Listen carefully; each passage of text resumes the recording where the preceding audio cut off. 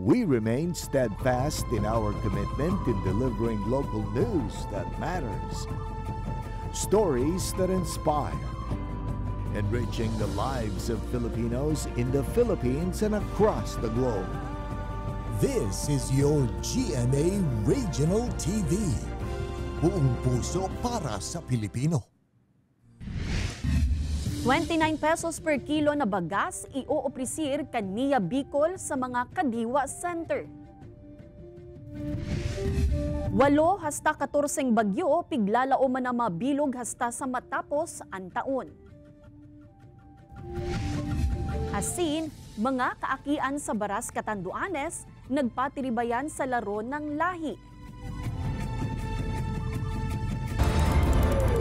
Ini ang GMA Regional TV Balitang Bicolandia.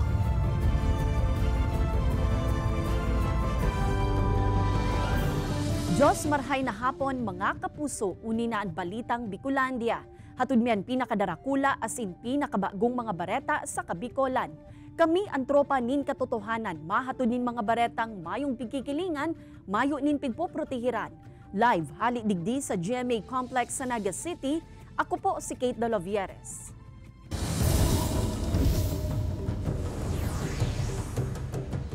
Mahal na presyo kan bagas, padagos na agrangay kan pirang konsumidor. Kaya 29 pesos per kilo na bagas nakatalaan na ioprisir kan National Irrigation Administration Region 5 sa Setyembre sa saindang mga Kadiwa Center sa rehiyon. Ang magiging sistema kaini, pigpaliwanag kaniya sa report ni Jessica Calino. Sarong kilo nin bagas mo na ang pigbakal kan 78 anyos na sinanay Gloria kan Barangay Karoyroyan, Pili Camarines Sur. Kung may budget, sarong sakong bagas kutaan sa iyang pigbabakal. Alagad mati niya daan pagmahal kan kada kilo kaini. Nag-50, nag-55, nag-57, ngayon 58 na. Nagmamahal. Magabat sa bulsa. Ay, dahil ma. Maski pa yung magmahal, magano, importante, siyempre, mayinguwa ka. May good news man ang National Irrigation Administration Region 5 para sa mga senior citizen aro ginanay Gloria, pati na sa mga PWD as in 4-piece beneficiaries. Sa Setyembre, maopresir nin a 29 pesos na kilo kan bagas aniya. Magiging available ini sa saindang Kadiwa Centers o sa saindang mga opisina sa Bicol Region. Ini mangyayari sa paagi kan contract farming program kaniya, kung sa inpigtawan nin 50,000 pesos per hectare na subsidiya ang mga benepisyaryong paraoma. 30,000 pesos para sa farm inputs, mantang cash na itatao ang 20,000 pesos para sa land preparation asin gastos sa pagusi. Karo tinawan mong kapital si farmer para makapagtanom sinda. Then after that, sa bawat ektarya po, expected si farmer na makapag-yield ng 5 metric tons per hectare. So that's about 5,000 kilos ng fresh palay. And ito, another 50,000 pesos na babakalon ulit kang National Irrigation Administration. Pilot implementation pa sa nainikan contract farming. Kung sa Bicol Region, nasa 1,544 hectares nin umahan ang nakabali digdi. Para sa naman ini sa taong 2024, alagad piguhurot kaniya na makabali na ang contract farming sa General Appropriations Act, nganing maginang permanente asin regular na programa kan ahensya. Kaibanan si Carlo Abunita, Jessica Calinog, Balitang Bicolandia. Kalidad kan tubig sa Naga River bagsak sa standard kan DENR. Fecal coliform level sa nasambit na salog, minaabot subuot sa million microbiology test methods per liter. May pag-asa pa kayang magrahay ang kalidad kan tubig digdi. Aramunta sa report ni Chris Novello. Ang Naga River iyo ang kasumpay kan Bicol River. Parte man ini kan nalawig na historia kan syudad huli ta digdi pigigibo ang fluvial procession sa patron kan Bicol si Nuestra Señora de Peña, Francia. Alagad sa water testing na kinondusir kan DNR-EMB sa kalidad kan tubig sa Naga River kan Agosto 6, bagsak ini sa parametro kan ahensya. Klasipikado kan DNR na klase ang Naga River asin, nanotaran ka ini ang halangkaw na concentration kan fecal coliform level sa salog. Resulta subot ini kan mga ati kan tao asin hayop na direktang inaapon sa salog. Nasa 100 yata si standard kan DNR. So nag-aabot po kita ng millions. Bagsak na po talaga siya. So pinundo siya kang DNR para tawan ng dalan ang mga stakeholders na mag-action regarding demand. So, naibalik siya sa 2020 si sampling sa fecal coliform, and yet from 2020 to the present, still halanggaw pa mangyari ang concentration ng fecal coliform sa Tuyang Naga River. Nadiskubre man kan senro na may mga kaharungan pa man giraray anday compliant sa standard na pigmamando kang Naga City Wastewater Management Ordinance. Buot sa bihon, diretso pa man giraray ang deposito kan sa indang septic tank sa salog. Peligroso man ini sa salod kan tao na pwede magkawasan ng cholera, diarrhea asin iba pa. May mga paagi man subot nganing mainaan ang halangkaw na coliform level sa Naga River siring kan tamang waste management asin pagtarabangan kan stakeholders. Katakod kay ini pigserto man kan Barangay San Francisco ang tabang nganing masolusyonan ng problema. Para mapatunayan po na talagang ang saindang basura ang ating ininda, lalo na po itong mga direkta pa po na itong mga mayong mga septic tank, ang ginibuta po kato pisang hosta-hosta. Ini si Chris Novelo, Balitang Bicolandia. Pagpalawig kan termino kan mga opisyalas kan barangay asin SK. Asin ang pag-oktaba muna kan barangay and SK election sa masunod na taon, pigtutulod sa Kamara. Ang sentimiento kan pirang botante asin opisina kan COMELEC sa bagay na ini, tinutukan ni Jessica Calinog. Kailangan ayusin talaga natin ang termino ng ating mga barangay officials. Kung okay po yun sa'yo, itutulak natin ito. Pigtutulod kan Kamara na mapalawig nin anom na taon ang termino kan barangay and SK officials. Nganing mas matauan man subuot nin halawig na panahon ang implementasyon kan sa indang mga programa asin proyekto. Katakod ka iyan, piguhurot man kan Kamara na day na muna idagos ang nakatalaan na barangay and SK elections sa masunod na taon. Para sa pirang dekada ng botante kan banwaan pili na si Tatay Andy. Kung ano ang enot ng naaprubahan, iyon na ang dapat na sunodon. Kay puhan mag-eleksyon para mahiling giraray, itong dapat na mangyari. Kung arin talaga ang totoo. Kung ma-extend na naman, dati manggiraray, mamanggiraray pong mangyayari yan. Sigun man ki Attorney Michael Julia Jr., ang Commission on Elections, minasunod sa naman sa pigsasabi kan lay. Alagad sa iyang personal na opinyon, may duwang posibleng epekto ang pigtutulod na anom na taong termino kan barangay and SK officials. May more time to implement ang mga projects. Pero sabi nga kan, ang other side of the coin man, kung ang sa imong napiling official o leader maloy ang performance, mahalat ka man ng 5-6 na taon bago siya maribayan. Kayan pirming pigkakampanya kan COMELEC, piliun na maray ang bubutuhan ng mga opisyal na bakusan ng sa tataramon matibay, kundi nahihiling man sa gibo ang pagiging maray. Sa ngunyan hahalato na sanakan local COMELEC offices ang magiging development asin kasuguan kan sa indang central office, katakod kan pigtutulod kan Kamara. Kaibanan si Carlo Abonita, Jessica Calinog, Balitang Bicolandia. Arestado ang 40 anyos na babae sa kinundusir na drug buy-bust operation kan mga otoridad sa Barangay 1, Daet, Camarines Norte. Nakumpiskar sa sospek ang 10 sachet kan pigtutubudang shabu na nagkakantidad ni 13,600 pesos.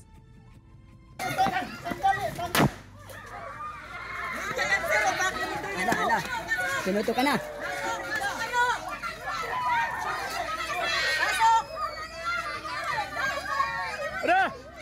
Alagad sa tahaw kan pag-aresto sa sospek, igwanin duwang lalaki na nakipag-agawanin badil sa sarong operatiba rason para aksidenteng magputok ang badil asin tinamaan sa bitis ang otoridad. Huli kay ni apwera sa babaeng drug personality, dagos naman na inaresto ang duwang lalaki na nakipag-agawanin badil. Sa ngunyan, nasa kustodiya na kan mga otoridad ang mga sospek para sa maninigong disposisyon. Ma'am, arin ang mas madali, paduman o pabalik? Pabalik kasi sanay ka na. Pagpauna, parang malayo kasi mag-umpisa ka pala. Paduman. Ha?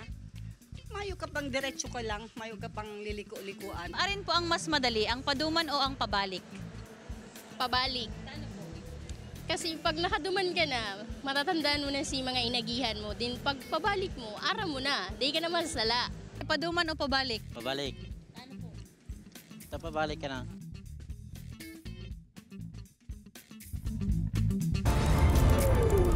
Ini ang GMA Regional TV Balitang Bicolandia.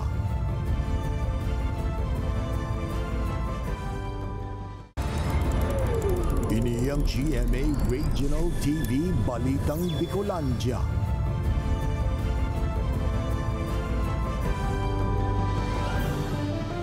Biyahe kan containerized vessel sa Bicol Region mapuuna sa Setyembre. Trabaho asin tabang sa ekonomiya pwedeng maging ambag kaini sa rehiyon. Ang detalye sa report ni Rosie Nieva. Makalihis ang kinundusir na comprehensive feasibility study kan Bureau of Customs katabang manlain-lain na ahensya kan gobyerno, LGUs as in stakeholders. Dagos na ang biyahe kan containerized vessels sa Bicol Region. Poon kaya sa bulan ng Setyembre, posible nang mangyari ang maiden trip o ang pagdaong kan containerized vessel sa port kan Tabaco City sa probinsya ni Albay. Dakula subuot ang may tatabang kaini sa ekonomiya kan rehiyon.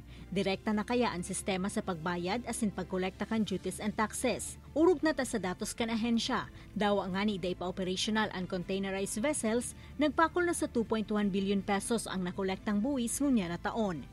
Ready ang port, ready ang PPA, ready lahat. Halos nakausap na natin. And it's all yung final touches, yung technical aspect na lang sir yung kulang. Ikinaugmaman kan Department of Trade and Industry as in provincial government kan Albay ang programang ini kan BOC. Dakol na Bicolano kaya ang posibleng matauan ng trabaho as in syertong makusog pati ang import and exports sa paagi kan pag-utilize kan mga pantalan sa rehiyon. This is a long-lasting effect not only sa ating mga importers and exporters but to the locals especially. Kasi yung ripple effect na i-create nito to the local business community and to the Bicolanos themselves, napakalaki. Ini si Rosie Nieva, Balitang Bicolandia. Mati daw nindo mga kapuso ang maarasas na panahon, maski panahon na ning tig-uran. Epekto subuot yan kan southwest monsoon o habagat sigun sa pag-asa. Mabibilog na bagyo sa PAR hasta sa katapusan kan taon, pira pa kaya? Aramon ta sa report ni Chris Novello. Rain or shine, nasa mga mayor na tinampo si Heron como sa rong street sweeper. Alagad na rin sa sabot kay ininakan mga nakaging aldaw ang maarasahas na panahon sa ibong kantiguran. Si arasahas kang pag-ini, minamati ko po nga na yan, pag-kulkampay. Araw kan Subanggi, grabe si kulkampay. Paliwanag kan pag-asa epekto sa bot kan habagat ang namamatay ang marasaas na panahon urog na sa Bicol Region. Sa katunayan, maski tig-uran na nag-average sa 34 degrees Celsius ang temperatura sa Naga City asin Camarines Sur kan mga nakaaging aldaw. Warm and humid air na galing po sa may Australia and sa Indian Ocean, kahit na naapektuhan niya yung western portion of the country, kaya dito po sa may bahagi po ng Northern Luzon. Dito naman ang epekto niyan dito sa atin sa eastern portion, lalo na sa Bicol region. Mainit na temperatura po talaga at hindi po tayo masyadong inuulan. Sa ibong kaini, nasa 8 hasta 14 na bagyo man ang piglalaoman na mabilog sa Philippine Area of Responsibility. Asa sa matapos ang taon base sa projection kan pag-asa. Dakula man ang posibilidad na maglandfall ang bagyo, huli kan La Niña phenomenon urog na sa huring kwarto kan taon. Ini si Chris Novello, Balitang Bicolandia.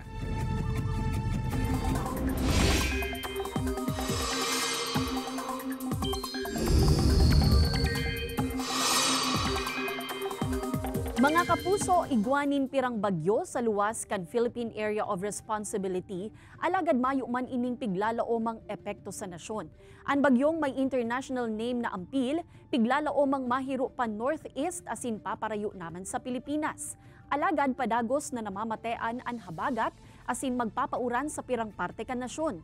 Sa datos kan Metro Weather, posible ang uran sa pirang parte kan Catanduanes, Camarines Provinces, Albay asin Sorsogon. Hasta sa katamtaman ang uran sa dakul na lugar asin posible man ang makukusog na bulos and kasong igwang thunderstorms. May tsansa manin uran sa natatadang parte kan nasyon.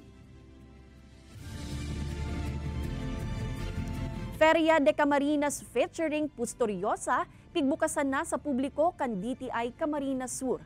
Ang mga pwedeng mahiling asin maaprobitsaran dingdi, aramon ta sa istorya ni Jessica Kalinog. Wearables, araw kan mga bado, bag, tsinelas, asin iba pang accessories, kabalinaan mga pahamot. Iyan ang tampok sa ikatulong edisyon kan Feria de Camarines, kan DTI Camarines Sur. Harayo pa sana, mapaparong na ang different scents, na syertong madara sa imo sa stall na ini ni Acela. Sa Thailand, ang national flower ninda is Kalachuchi. Pero mininda ini yung ginagamit in different ranges of products. So igwang sa food, may cosmetics, may scents. And then napaisip ako, taano ta kita, daita maigibo yan. Apwera sa pag-apresyar sa mga lokal na negosyo asin mga produktong lokal. Pigpo-promote man kan DTI ang mga local raw materials asin skills na haloy ng igwa an Camarines Sur. Parte man kan aktibidad an paglansar kan collective mark kan handloom woven fabrics nagibo sa banwaan kan buhi asin rehistrado na sa Intellectual Property Office. Arog kaning part kang heritage and culture ta. Dapat tig-celebrate ang arog kani pigmamalaki ta. And all the more, again, sana ma-appreciate even katong mga young ones na igwa kitang arog kaning culture. Si Daniel Man Canabwa, upcycled denims, skirts and apparels and something to offer sa iyang first exhibit. Since 'di ba ang dami na nga nung parang what you call that, yung nababasurang mga apparel, mga clothes, ganun. So we're trying to parang amp it up. Katulad nitong ukay lang na denim jacket and then we're just putting on some inabol from buhi. Sa paagi kan siring na exhibits, piglalauman man kan DTI na makataonin network of connections sa mga negosyante na mabukas man nin mas dakol na oportunidad sa saindang negosyo. Kaibanan si Carlo Abonita, Jessica Kalinog, Balitang Bicolandia. Good news mga kapuso, nagpapadagos po ang Regional Proof of Purchase promo kan GMA. Ang kapuso, kasiyahan panalo. Para sa tsansa na manggana nin dakol na mga papremyo, pwede kamong maghulog nin entry sa GMA Regional TV Station sa Dagupan, Bicol, Cebu, asin Cagayan de Oro, asin sa pili ng mga local supermarkets o groceries sa participating locations. Magbisita sana po sa official Facebook pages kan GMA Promos, GMA Regional TV, Super Radyo DCBB, asin Barangay LS para sa kumpletong listahan kan Dropbox locations. Hasta sa Agosto 16 na sana po ini, kaya maghabol na po kamo mga kapuso. Mag-ingat sa fake news, fake Facebook accounts or scam text. Magtutok sana sa GMA o magbisita sa official Facebook page kag GMA Promos para sa complete mechanics asin announcements. Sir, are na mas madali pa duman o pabalik? Pabalik? Ano? Mas nadumanan mo na eh. Pabalik yata, sir? Sir, are nang mas madali pa duman o pabalik? Paduman. Ano? Masakay. Pabalik. Ano? Paduman ka pa lang eh.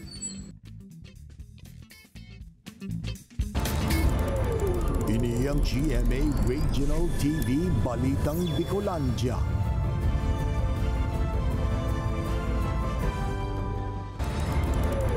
Ini ang GMA Regional TV Balitang Bicolandia.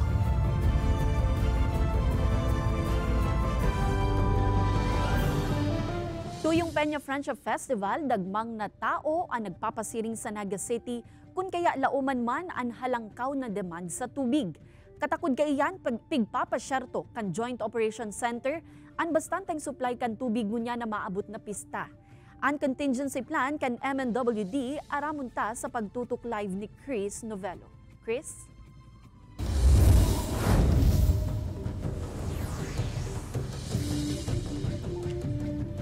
Kate pira sa contingency plan kan Metropolitan Naga Water District o MNWD iyo ang pagsubli kan water lorry sa pirang mga pagtaraid ng mga water district sa Camarines Sur. And aside from that, itap ang tabang kan Bureau of Fire Protection asin man fire volunteers kung mapag-antisipar sa dagmang na volume kan taong mapasiring sa Naga City ngunya na maabot na Peña Francia Festival.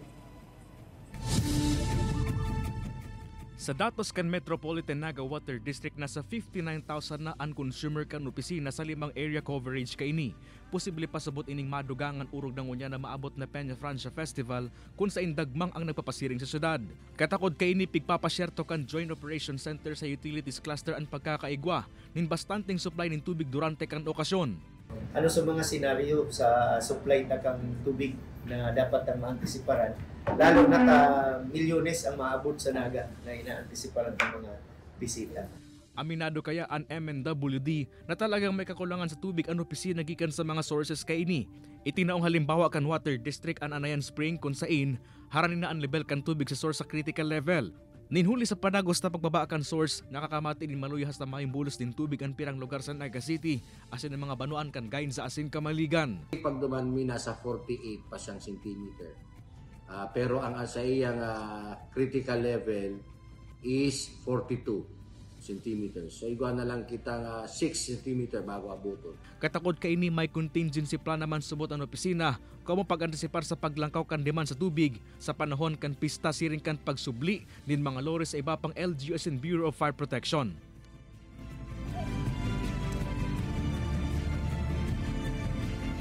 Kate, pigigilid naman kan MNWD sa mga contingency plan itong pag-extender pa sa operating hours kan mga pumping station. Sa kanya kaya Kate, nag-aabot na sa 20 hours per day ang operating hours kan mga pumping station na pwedeng magresulta sa pagkaraot kan mga maedad ng pumping stations kan opisina.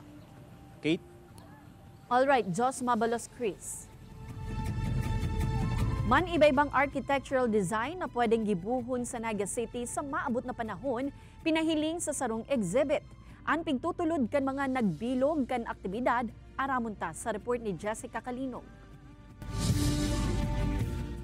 Inian rigmat saruna, sarong exhibit na nagpapahiling kan future visions kan Naga City kung ano pa ang mga pwedeng mangyari, pwedeng gibuhon sa mga pigde-develop o pigre-redevelop ng mga edifisyo sa syudad. Mantang yaon ang pagmakulog sa kapalibutan. An man iba-ibang architectural designs na ini, gibo kan mga architecture student and graduates. An sarong disenyo para sa Naga Airport Development Project. May pa-walkthrough pa sa magiging itsura ka ini. Na-experience na mismo na biglang nalangkaw ang temperature, mainito na maray, pag nag-uran, na baha tulos, yun mga arugay na bagay na ma-address yan kang proper design through architecture, urban planning. Sarong forum man ang saindang pigkondusir, nganing mapag-ulayan ang mga issue. Siring man ang mga advokasya, manunungod sa environment na imbweltong maray ang architecture. Saro sa mga nagpresent sa aktibidad, ang nasa likod kan 9-kilometer Iloilo Esplanade. Pistadong urban as in environmental planner sa Pilipinas na si Architect Paulo Alcazaren ang sa iyang pigtutulod to design with nature and not against it.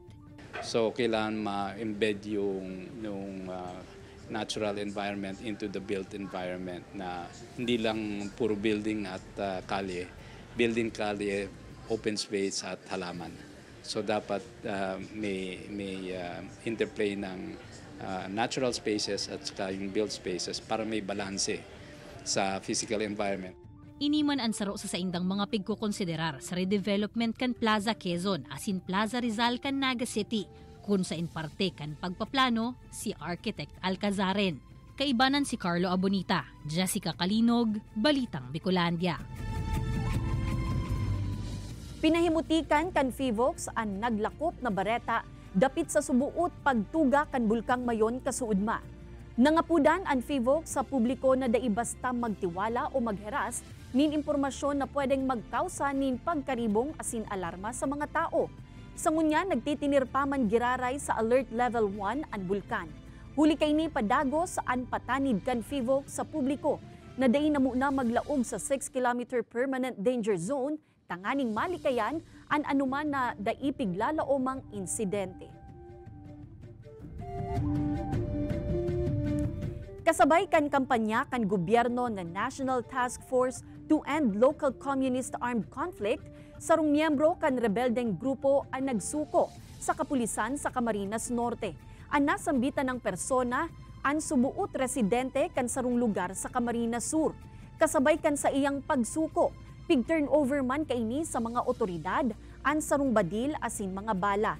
Huli sa pagbabalik loob sa gobyerno kan nasambitan ng persona, tulos man ining pigsairarom sa Enhanced Comprehensive Local Integration Program o ECLIP na makakatabang sa iyang pagbabagong buhay.